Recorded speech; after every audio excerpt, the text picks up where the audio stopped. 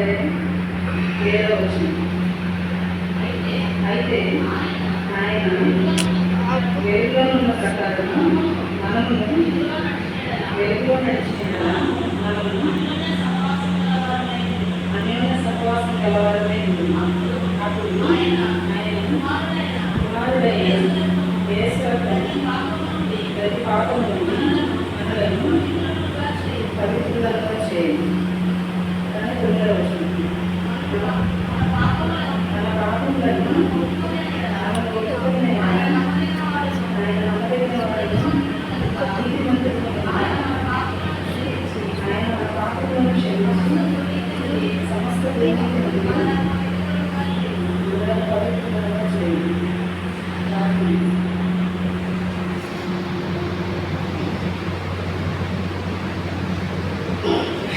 తండ్రి ప్రేంగల ప్రభు ఘనమైన దేవ ఈ వందనాలు స్తోత్రాలు ఆచరించుకున్నాం.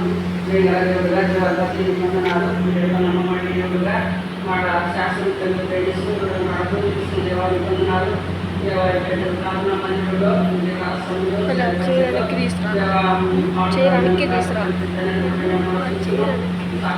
పాల్గొన్నారండి. జ్ఞాపకం చేసుకుని వందనాలు.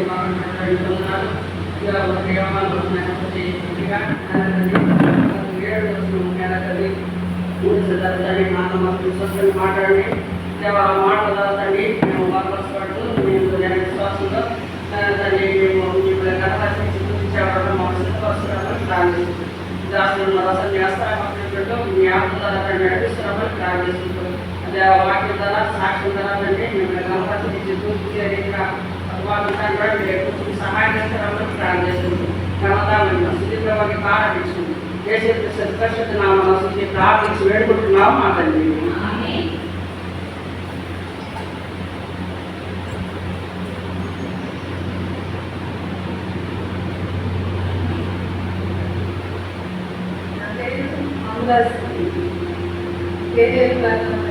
సేవ చేస్తున్న సంగీత స్వరూపులను నేను చిన్నప్పటి నుంచి కూడా అమ్మా నాన్నలో పరిచయం అమ్మా నాన్న సేవ చేస్తున్నప్పుడు నేను మా నాయన దగ్గరే జరిగాను. నేను మా చెల్లెలు నేరుగా మా నాయన దగ్గరే ఉండేవాళ్ళం. చదువు కూడా మా నాయన దగ్గర చదువుకున్నాను. అయితే మా స్నేహితులు కానీ చుట్టుపక్కల వాళ్ళు కానీ వాళ్ళ తల్లిదండ్రులు లోకంలో ఒకరికొకరు కొట్టుకోవడం తిట్టుకోవడం అవన్నీ చూస్తూ ఉండేవారు. నేను చిన్నప్పటి నుంచి కూడా ప్రార్థనలోనే ప్రతిరోజు ప్రార్థన కలిగి ఉండేవాడు. అమ్మ నాన్న పరిచయం చేయకుండా నుంచి కూడా ప్రార్థనలోనే చిన్నప్పటి నుంచి కూడా వెళ్ళాను. అయితే నేనేమనుకునేదానంటే మనంతా బాగానే ఉన్నాం కదా, ప్రార్థన చేసుకుంటున్నాము, ప్రతిరోజు వాక్యం చదువుకుంటున్నాము, మనం ఏమి పాపాలేం చేయట్లేదు కాబట్టి మనకి ఏం ఉండదు అని అనుకున్నాను. అయితే 2005వ సంవత్సరం యూత్ మీటింగ్ జరిగింది. తెరాక ప్రార్థన అలా అప్పుడు జయించడానికి వాక్యం చెప్పారు. ఆయన సాక్ష్యం కూడా పంచుకున్నారు. అప్పుడు ఆయన చెప్పిన వాక్యాన్ని బట్టి ఈ మొదటి యోహాను 1వ అధ్యాయం 7వ వచనంలో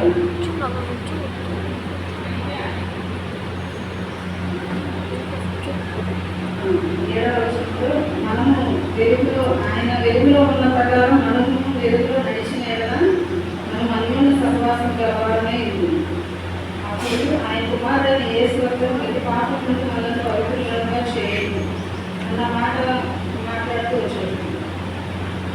అయితే మనం ఇప్పుడు వెలుగులో లేమని చెప్పి అప్పుడు నాకు అర్థమైంది. నేను మామూలుగా ప్రార్థన చేసుకుంటున్నా, బైబిల్ చదువుకుంటున్నా, ప్రార్థన మీటింగ్కి వెళ్తున్నాను, అయినా కూడా ఇంట్లో టీవీ ఎక్కువగా చూస్తూ ఉంటాడు. మా నాయన 7 గంటలకల్లా తలుపులన్నీ క్లోజ్ చేసేసి బయట ఎవరితో మాట్లాడేవాళ్ళం కాదు, ఇంట్లోనే ఉండేవాళ్ళు. ఉదయం చదవడం, స్కూల్కి వెళ్ళడం, మళ్ళీ సాయంకాలం ఇంటికి వచ్చేసిన తర్వాత ఇంట్లో కూర్చున్నాను. ఇంట్లో కూర్చోవడం అంటే టీవీ సీరియల్ కానీ సినిమాలు ఇవే చూస్తూ ఉండేవాళ్ళు. అదే మాకు లోకంగా ఉంటుంది. అయితే ఈ వాక్యం ద్వారా దేవుడు నాతో మాట్లాడవచ్చు. నేను వెలుగులో లేను, చీకటిలో ఉన్నాను. నేను కడగబడాలంటే యేసుక్రీస్తు రక్తం ద్వారా కడగబడాలి. అప్పుడు నేను రక్షణ తీర్మానం చేసుకున్నాను. 8వ తారీఖున 10వ నెల 2005వ సంవత్సరంలో జయంతిరావు వాక్యం చెప్పింది. ఈ వాక్యం ద్వారా నాతో ప్రభు మాట్లాడుతూ వచ్చాడు. అప్పుడు నేను రక్షణ తీర్మానం చేసుకున్నాను. అలా ప్రతి మీటింగ్ కూడా వెళ్ళేదాన్ని. అమ్మవాళ్ళతో పాటు అమ్మవాళ్ళు అప్పుడు ఆశ్వాలంలో సేవ చేస్తూ ఉంటారు. అంతకుముందు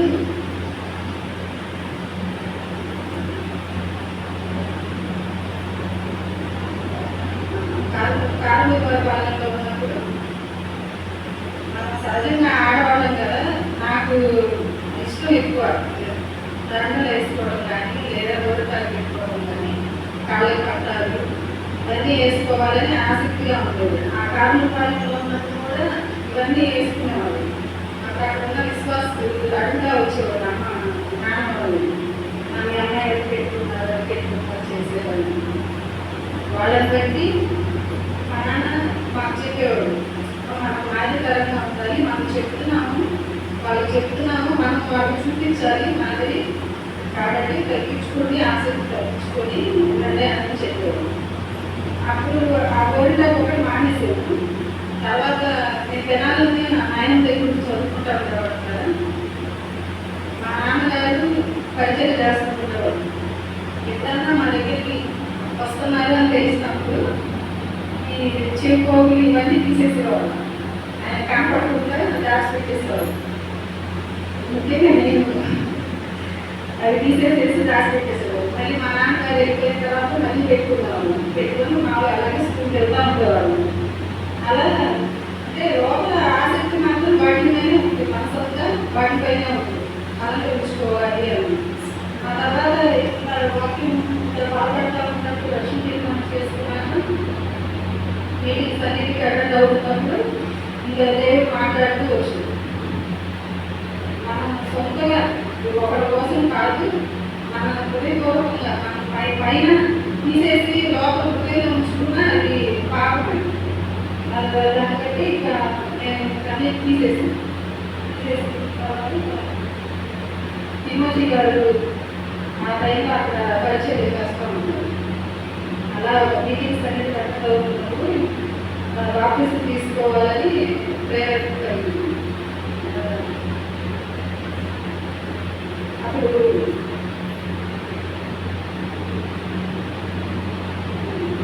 11వ తారీఖు 12వ నెల 2005న బాప్టిజం తీసుకున్నప్పుడు తిమోతికి మా ఆసక్తి చూస్తూ ఉండేవాడు. మాతో పాటే చిన్నపిల్లలాగా ఆయన కూడా పాటలు పాడటం కానీ సండే స్కూల్ యాక్షన్స్ కానీ అన్ని బాగా క్లోజ్గా మంచిగా మమ్మల్ని కార్తీని నడిపించడానికి ఆయన ఉండేవాడు. ఆ బాప్టిస్ట్ వాగ్దానం కీర్తనలు 32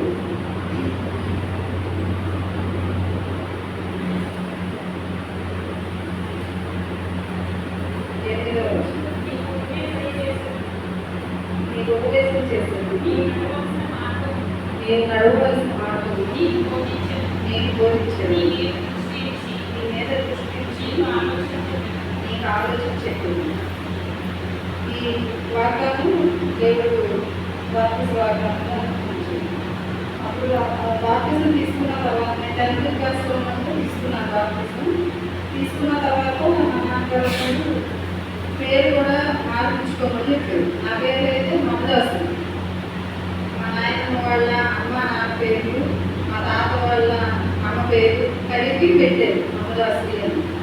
ఆ పేరు వచ్చి బాప్టిజం తీసుకుంటున్నావు కాబట్టి పేరు మార్పించుకోమని చెప్తే నేను తిమ్మతో మాట్లాడితే సరే అమ్మ మారుస్తాను అన్నారు. మార్చి ఆ రోజు సాయంకాలమే హస్తనిక్షేపం అయిపోయిన తర్వాత ప్రార్థన చేసి ఎస్కేర్ రాణి పేరు పెట్టారు. ప్రతి మీటింగ్ ఏ మీటింగ్ వెళ్ళినా కూడా ఈ పేరేంటి అని అడిగారు. నాకు అలవాటేమో మమదాసు లేదు కాబట్టి మమదాసు అని చెప్పేసాను. నేను ఏం పేరు పెట్టాను ఎస్కేర్ అడిగాను. ఎస్కేర్ కాదు, ఎస్కేర్ రాణి. మొత్తం పూర్తిగా చెప్పు, ఎవరు అడిగినా ఎస్కేర్ రాణి అనే చెప్పు, ఎస్కేర్ కాదు అని చెప్పి చెప్పారు. అలా గడుస్తూ ఉన్నాను. మనకు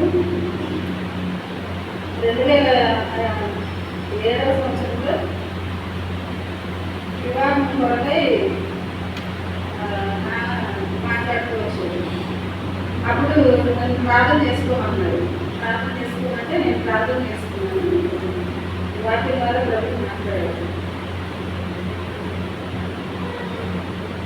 సామెతలు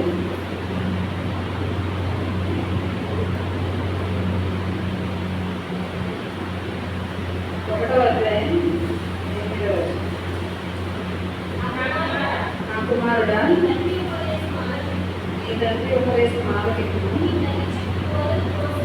నీ తల్లి చెప్పు బోధన త్రోసివేయు. ఈ వాక్యం ద్వారా దేవుడు మాట్లాడాడని చెప్పి మా నాన్నగారితో చెప్పినప్పుడు పిడపడు జార్జి గారు వాళ్ళ పెద్ద కుమారుడితో వివాహం చేయాలని నిశ్చయించుకున్నప్పుడు ఈ వాక్యం చెప్పాను నేను అమ్మ వాళ్ళకి.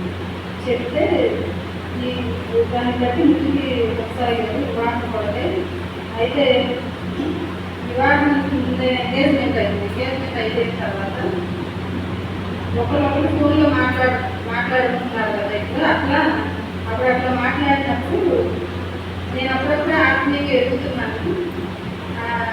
ఆయన కూడా రక్షింపబడ్డాడు. కాకపోతే ఆర్మీ జాబ్ చేస్తూ ఉన్నాడు కదా, కొంచెం కాస్త లోకంలో మాటలు పల్లెటూరులో పెరిగినాను కాబట్టి కొంచెం నాకు ఆత్మీయంగా అనిపించకపోతే నేను వాళ్ళ ఫాదర్తో కూడా మాట్లాడాను. వచ్చాడు నేను ఇప్పుడే ఆత్మీయంగా ఎదుగుతున్నాను, నేను అట్లా పెళ్లి చేసుకుంటే మళ్ళీ నేను పడిపోతానేమో, నేను మళ్ళీ కట్టుకోలేనేమో కుటుంబాన్ని అని నేను అన్నప్పుడు ఆ వివాహం వద్దు, రద్దు చేసుకున్నామన్న ఆలోచనలో నేను ఉన్నాను. అది కాకుండా ఆర్మీ ఉద్యోగం అంటే ఆయన అక్కడ ఉంటాడు, నేనేమి ఇక్కడ అత్తగారి దగ్గరే ఉంటాడు. అప్పుడు ఆ వాక్యం వినేటప్పుడు కూడా ఈ వాక్యం ద్వారా ప్రార్థనకి అవకాశం కలుగుతానికి తప్పించి పెళ్లిగా ఉండొద్దు, బాధ్యతలు అన్నవాళ్ళు ఉండకూడదు అన్న మాట నాకు గుర్తొచ్చింది. గుర్తొచ్చి ఇట్లా అయితే నేను ఉండలేనేమో, నాకు అనుమానం కలిగింది. నేను ప్రార్థనలు ఎదగా నేను ఉండలేనేమో ఈ వివాహం చేసుకుంటే అని చెప్పి తిమోతితో కూడా మాట్లాడితే ఎంగేజ్మెంట్ అయ్యిందమ్మా, వివాహం కూడా దగ్గరికి వస్తుంది, ఇప్పుడు ఎలా అంటే అని అన్నారు. అంటే ఆ తర్వాత ఆ వివాహం రోజు కూడా ఆ సంవత్సరం నా వాగ్దానం ఏంటంటే జెఫన్యా 3:15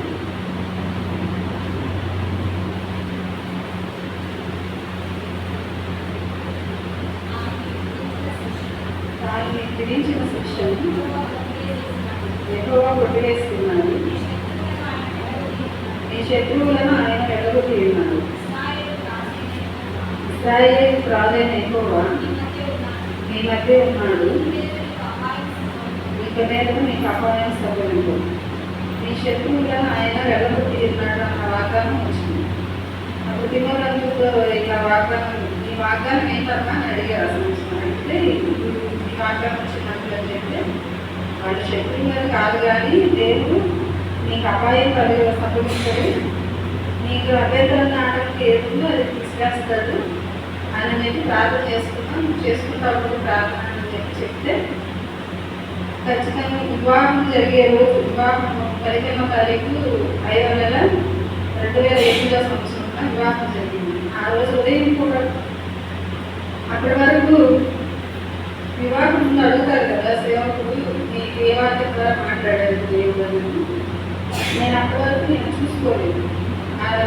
ఆ రోజు ఉదయం కూడా మా నాన్న పిలిచి అడిగాడు, వాక్యం చూసుకున్నావా, మాట్లాడా, మరి చెప్పాలి అని అంటే నేను అప్పుడు చాలా దుఃఖపడతా ఆ రోజు ప్రార్థన చేసుకొని ఇర్మియా 29:11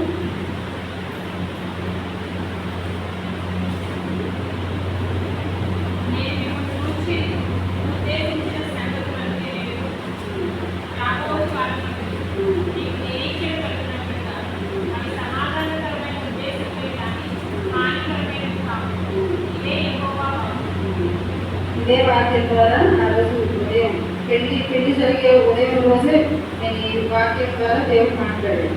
అదే వాగ్దానం అంకుల్ కూడా వచ్చిన తర్వాత చెప్పిన తర్వాత దేవుడు సమాధానం ఇచ్చారమ్మా.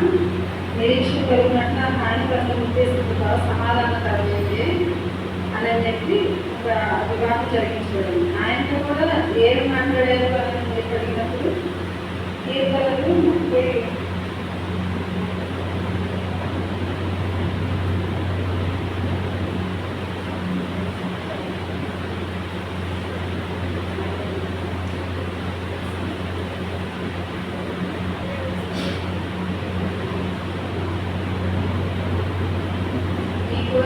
నీ ఆలోచన యావత్తు సఫలపరచు కాక అని ఆయనతో కూడా మాట్లాడారని చెప్తే ఇంకా వివాహం జరిగించుకోండి. ఆ తర్వాత ఆయన జాబ్ నిమిత్తమే వెళ్ళిపోయాడు. నేను వివాహం అయిన తర్వాత అక్కడే అత్తగారి దగ్గర విడపడంలో ఉండేదాన్ని. ఆ తర్వాత అప్పుడు ఆ టైంలో ఫోన్లు లేవు కదా, అమ్మ నాన్నతో నేను మాట్లాడడానికి చేయడానికి కూడా ఏమీ లేదు. మా నాయనతో మాత్రం ఎప్పుడు పలకరించడానికి ఎప్పుడు వస్తాను లేదు. ఆ తర్వాత 2008లోనే ఆఖరి నవంబర్ డిసెంబర్ టైంలో పంజాబ్ వెళ్ళిపోయింది. నన్ను కూడా తీసుకెళ్ళారు. అక్కడే ఉన్నప్పుడు పెద్ద పెద్ద చిన్న గర్భం దేవుడు తీసుకొచ్చింది. అప్పుడు అమ్మవారికి పచ్చూరులో సేవ చేస్తూ ఉన్నాను. డిసెంబర్ 23, 2009 పెద్ద అబ్బాయి పుట్టాడు. ఆ తర్వాత మళ్ళీ నేను ఇంకా అమ్మ దగ్గర ఉన్నాను. 3వ నెలలోనే వాళ్ళు తీసుకెళ్ళిపోయారు వాళ్ళ దగ్గరికి. మళ్ళీ మా ఆయన మాత్రం జాబ్ నిమిత్తమే వెళ్ళిపోయారు. నేను అప్పటి నుంచి ఇంకా వాళ్ళ దగ్గరే ఉన్నాను. అయితే ఆ తర్వాత పెద్ద అబ్బాయికి చిన్న అబ్బాయికి 7 సంవత్సరాల గ్యాప్ వచ్చింది. మధ్య మధ్యలో ప్రెగ్నెన్సీ వస్తుంది కానీ అది అబార్షన్ అయిపోతుంది. అయితే నాకు హిమోదంతులు చెప్పినట్టుగా పేరు పెట్టాడు కదా ఎస్తేర్ రక్షింపబడిన ప్రతి ఒక్కరికి ఒక వరం అన్నది ఉంటుంది, ధైర్యం. అది మనం తెలుసుకోవాలి, దాన్ని సాధన చేసుకోవాలని బైబిల్లో ఉంది కదా. అలా నేను అది గుర్తు చేసుకొని ఎస్తేర్ ఎలా ఉపవాసం ఉండి ప్రార్థన చేసిందో అలా నేను కూడా ఉపవాసం ఉండాలి, ఉపవాసం ఉండి చాలా ఉపవాసం ఉండి ప్రార్థన చేసుకోవాలి అని చెప్పి ఉండేదాన్ని. అప్పుడు చిన్నబాబు కడుపు పడ్డాడు. ఆ తర్వాత అబ్బాయి పుట్టిన తర్వాత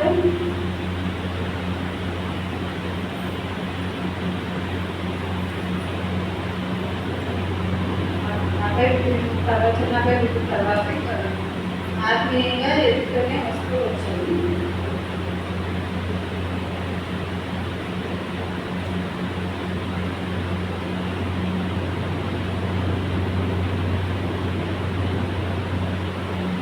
అయితే నా భర్త కానీ నా పెద్ద అబ్బాయి కానీ ఒక విషయంలో నా గురించి చెప్పేవాడు, ఎదుగువాడు.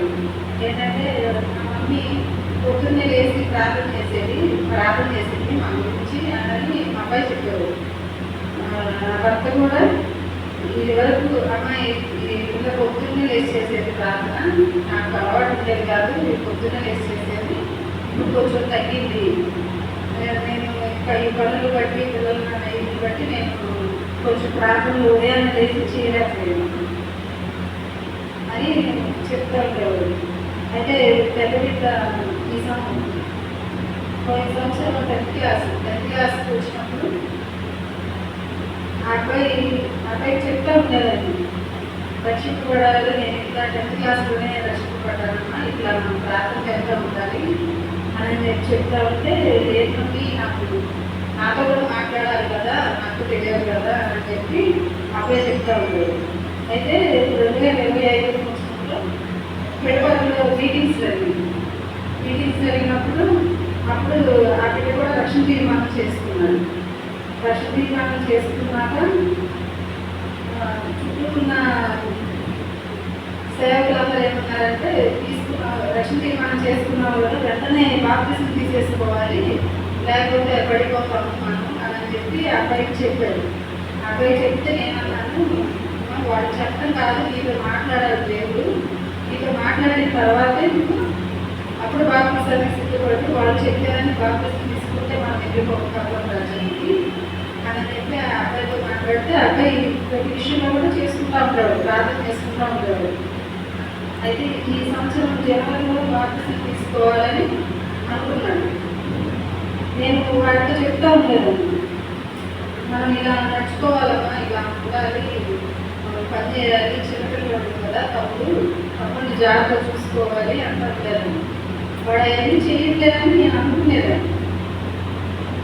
తర్వాత ఈ పరిస్థితి డిసెంబర్ 2025 సంవత్సరం డిసెంబర్లో 23 అబ్బాయి పుట్టినరోజు 23. ఆ రోజు అతని ముందు రోజు నుంచి కొంచెం బలహీనంగానే ఉన్నాడు. ఆ పుట్టినరోజు అయిపోయిన తెల్లారి నుంచి జ్వరం వచ్చింది. ఆ జ్వరం తర్వాత ఇక్కడ కావలసినలాగా వచ్చింది. అవన్నీ నేను అబ్బాయి నాకు అన్నీ చెప్తా ఉండేవాడు. వాళ్ళ నాన్నతో ఏం మాట్లాడేవాడు కాదు, అన్నీ నాతోనే పంచుకునేవాడు. మమ్మీ ఇలా వచ్చింది అంటే కాలంలో మనం సహించుకోవాలి, చిన్నదాన్ని మనం ఓర్చుకోవాలి, అంత ఇది ఎలా పట్టుకోకూడదు అని అబ్బాయితో చెప్తా ఉండేదాన్ని. నాకు అప్పుడు అమ్మవాళ్ళు ఫోన్ చేసినప్పుడు కూడా అబ్బాయి ఎంగేజ్కి వస్తున్నాడు కదమ్మా, అంతే ఉంటుంది, కొంచెం ఆరోగ్యంగా ఉంటుంది, ఏం కాదు, బాగానే ఉంటుంది అని చెప్పి ప్రార్థన చేశాడు. ఆ తర్వాత ఆదివారం రోజు 28వ తారీఖున మందిరానికి వచ్చాడు. మందిరానికి వచ్చి అయిపోయిన తర్వాత అక్కడ అనౌన్స్ చేశారు, చెప్పులు పరిచయం చేసేవాళ్ళు ఎవరైనా ఉంటే రండి, ముందుకు రండి అని చెప్పి అనౌన్స్ చేస్తే తిరిగి ఇంటికి వెళ్ళేటప్పుడు అబ్బాయి మాతో చెప్తూ వచ్చాడు, వాళ్ళ ఆంటీతో మాతో చెప్తూ వచ్చాడు, నేను కూడా చేస్తాను చెప్పులు పరిచయం అని. సరే చేతులు చెప్పులు వచ్చేవాళ్ళు చెప్పులు అని, అలాగే వచ్చేది చెప్పులు అని చెప్పి చెప్పాను.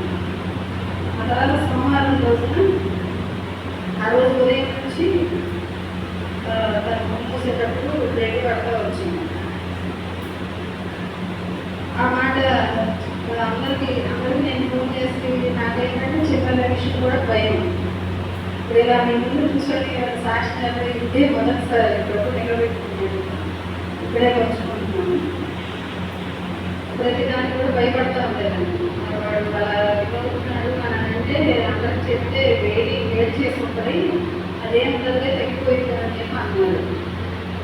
అన్నప్పుడు వాడు పదార్థం చూసిన ప్రతిసారి మమ్మీ ఇప్పుడు మమ్మీ అనేది పదార్థమే తీసేవాడు. వాడు వాళ్ళ నాన్నగారు ఊళ్ళో లేదు, ఊరే లేదు. ఇంకా చూసి సరే ఇట్లా కాదని చెప్పి నేను హాస్పిటల్కి తీసుకెళ్ళి చూపించాను.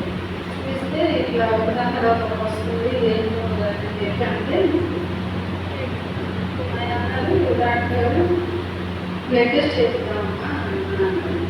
బ్లడ్ టెస్ట్కి తీసుకెళ్ళి బ్లడ్ టెస్ట్ కూడా చేయించాను. అప్పుడు కూడా వాళ్ళ నాన్నగారు ఎందుకు బ్లడ్ టెస్ట్ పొద్దుగా తగ్గిపోయి ఉంటుంది, అదే పెద్ద విషయం కాదని అంటే కాదుకోదు అని అబ్బాయి కూడా పొద్దుగా ఎక్కువ కదా మనం పొద్దుగా ఏం కాదు తగ్గిపోయింది అని అన్నాను.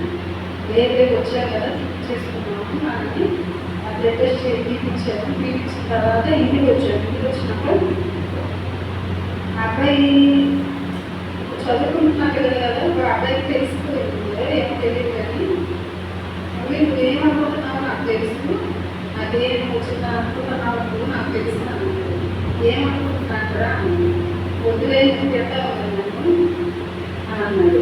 కాదు చెప్పు ఏంటన్నాను అంటే లేదా వద్దులే చెప్తామని చెప్పి అబ్బాయి ఆడుకోవడానికి వెళ్ళిపోయాడు.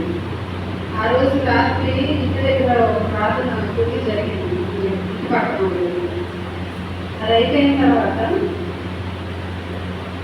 అబ్బాయి, నేను, చిన్న అబ్బాయి మేము ముగ్గురమే ఉన్నాం ఇంట్లో. 12 గంటల వరకు మాట్లాడుతూనే ఉన్నాడు.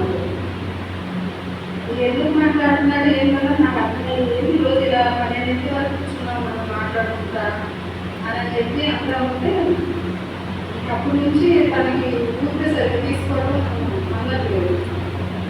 జలుబు చేసిందని చెప్పి నేను ఏం చేస్తున్నానంటే ఆవిరి పడుతున్నాను, ఆవిరి పట్టి ఇది చేస్తున్నాను. ఆ తర్వాత ఆ రాత్రి కూడా సరిగ్గా పడుకోలేదు. పడుకోకుండా ఒక ట్రాన్స్లో లాగా వెళ్ళిపోయాడు, మైకంలో లాగా వెళ్ళిపోయి చిన్నప్పుడేదో మాట్లాడుతూ వచ్చేది. జోయల్ ఒక పాట పాడాడు, దేవుడి పాట. ఇలా పల్ల తీసుకునేటప్పుడు పాడే పాట ఏదో ఒక పాట పాడాడు. ఆ వచ్చిన పాటగా కళ్ళు మూసుకొని ఆ వచ్చిన పాటతో పాడుతుంటే నేను కలిగించాను. కలిగించి ఏంట్రా ఏం చేస్తున్నాను అంటే, ఏం లేదు దేవుడి పాట పాడుతున్నాను అన్నాక జోయల్ పిలిచి, జోయల్ మనం చిన్నప్పుడే రక్షింపబడాలి, చిన్నప్పుడే మనం బాప్తిసం తీసుకోవాలి, అమ్మ నాన్న చెప్పి మాట వినాలి అని చెప్తున్నాను. ఎందుకమ్మా అట్లా మాట్లాడుతున్నా వెళ్తున్నాను అంటే, లేదు నాకు జోయల్ చెప్తున్నా అంతే అని అన్నాడు. నాకేమో